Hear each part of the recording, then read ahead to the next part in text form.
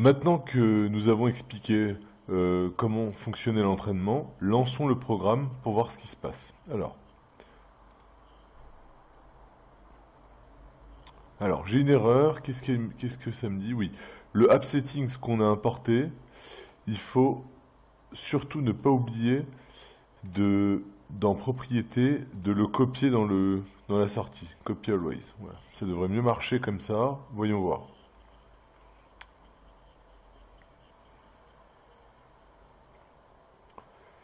Donc, TensorFlow s'initialise. Et voilà le fameux fichier ResNet dont je vous parlais. Il y en a une nouvelle version qui est disponible. Donc, il va la télécharger justement dans c2.user, app local, temp, dans ce répertoire-là. Et donc, ce fichier contient ce fameux réseau de neurones complexes récurrents. Voilà, on va le laisser se télécharger et on va revenir après.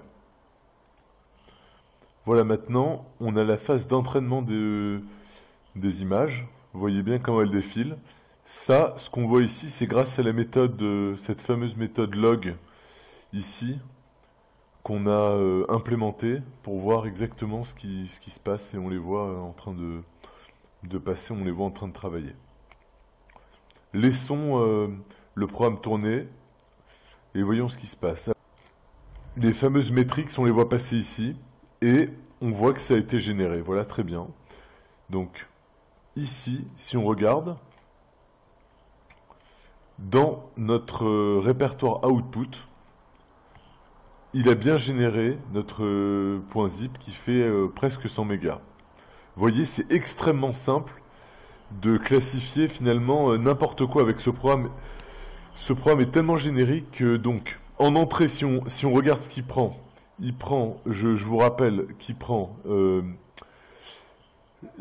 répertoire racine avec tous les répertoires de motifs à classifier et aussi le pass du fichier qu'il doit générer. Voilà.